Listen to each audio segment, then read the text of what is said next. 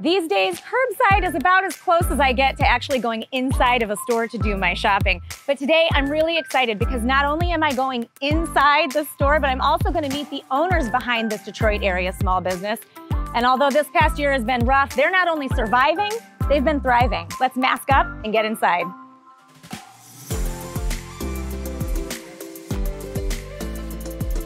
Hello, we're John and Emily, and we are Modern Natural Baby. We started 11 years ago in our house, in our basement with cloth diapers. We've expanded 3 different times into this store, which is 5,000 square feet of baby and kid products. We serve basically newborns all the way up to 99 years old. But it hasn't always been that way. Like so many other businesses, small and otherwise, John and Emily have had to make some major changes in the past year just to keep the doors open. Metaphorically speaking, of course. But to understand how they've weathered this particular storm, let's start at the beginning. Wow, so this is where it all started, right? Cloth diapers. Just cloth diapers. This whole room was cloth diapers, and then we have our strollers and car seats in here and diaper bags. This is like, I'm doing my registry, I only need to come to one room. Sure. Yeah, Which is so much easier than when I did mine. We never really had the plan of like, let's work together to start our own business. We just started it, hey, I can't get cloth diapers. Well, why don't we open a store so we can get cloth diapers? I mean, it just simple as that. Naturally grew into this. This being a place where not only can new parents and those supporting them find baby essentials like those cloth diapers, strollers, and car seats, but they can get the education they need to use them all safely, too. And you even have a seat here. Yeah, so this is a seat for a car, and we can show people how to install car seats on it. That's awesome, because that is like the most intimidating thing as a new parent, right? How do I put in that infant seat? It's not just about, making money. There's also there's an obligation for us to make sure that that baby's safe as well. And while those hands-on services haven't always been possible during the pandemic, John and Emily have found other ways to meet the needs of their customers. So you, right off the bat, had the foresight to know that, okay, this thing is going to change our inventory. Because we have kids too, and we were like, what are we going to do with these kids all day, every day? Just like all of us.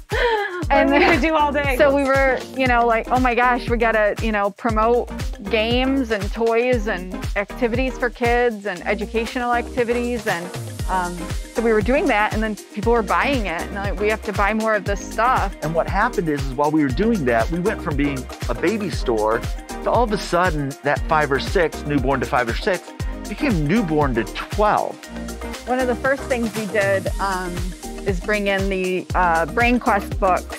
In March, there was really no plan for kids and education, right? And so you never sold anything like this before?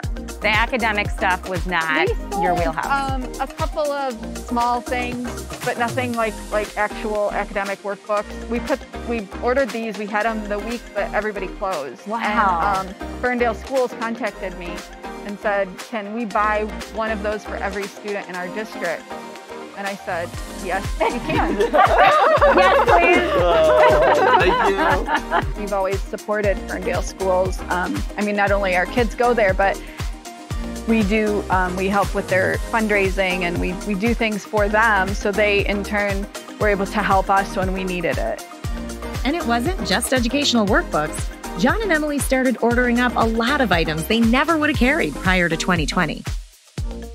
There's a phenomenon going on right now. It's called the floor is lava. Oh my gosh. Right? So we with live the it floor in my of house. lava. Yes. Nail polish, cleaning stuff. Oh, can we talk about makeup? Oh, can we, John? Listen. I would love to. We sold out of potties. I was so worried that diapers were just going to be like, I couldn't find them. And so I was like, well, I guess we're going to potty train now. Yeah. We would always carry 2 1,000-piece puzzles, literally 2 to 4 in stock, just because periodically people would see them and they would buy them if they were in here with their kids. Online, we immediately sold those 4 puzzles. And I was like, oh my gosh, people are going to do puzzles. They sold in one day. And this is still my preferred size for a puzzle. Right. I will stick with the 64-piece puzzle. Right.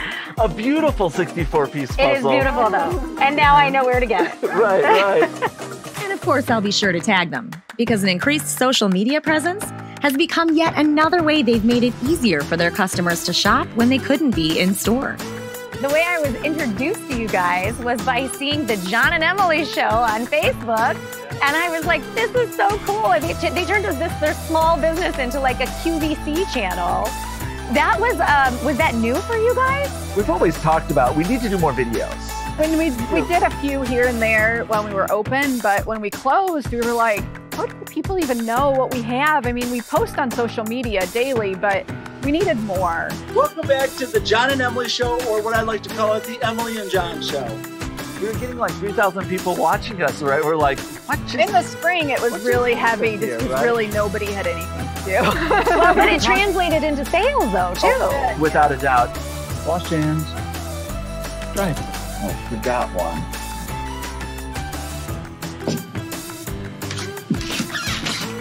The beauty of it is that you didn't see my 45 times that I've missed, right? I didn't show you that part. What I did is I showed you the time I made it. And I feel like that's what we do all the time. We miss all the time, but it doesn't matter. Nobody's keeping track of all of our misses. What they're looking at is what are your successes? And the successes, I think, are what's keeping us in business. From easier online ordering through curbside pickup, John and Emily have learned important lessons in not only how to keep their business afloat during a pandemic, but how to be more competitive going forward. We need to get those packages to them as fast as possible, right? Like if we're gonna ship, we need to ship just as fast. If they're local, I need to get it to you as faster than Amazon. Pickup, I'm gonna smile when you come pick that up, but it's gonna be a convenience because you're gonna get it that same day. So all of a sudden, what I see is all the things that Amazon can't do. And their customers seem to agree. You're not paying for toys, you're not paying for baby things, you're paying for the community, you're paying for the experience, you're paying for the people that listen to you when you're like, I don't know what to do, the baby won't sleep, or I don't know what bottle they'll take, or I don't know what diapers to use, just so much more than things. Those intangibles are what kept customers coming back, even when the doors were closed. And in fact, these small business owners credit most of their success to that community that they serve. People spend money and they don't have kids. And we're like, why are you spending money here? And they're because you are us. You are my downtown, and I need to make sure that you're going to survive this. And we're like, oh, all right. As also a member of the community, you know, as residents of the community and members of obviously the downtown community, how did that feel? We didn't know when we closed if we would ever reopen. We didn't know that we could survive that. So there's a lot of small businesses that are struggling with the same things that you've been struggling with right now. What's your advice to them? My advice would be is that you're stronger than what you think you are. You don't have to be perfect. You just have to care. Yeah, sorry, we'll have to look at you like this. Biggest lesson learned this year? Be ready to change. Never, ever, ever give up.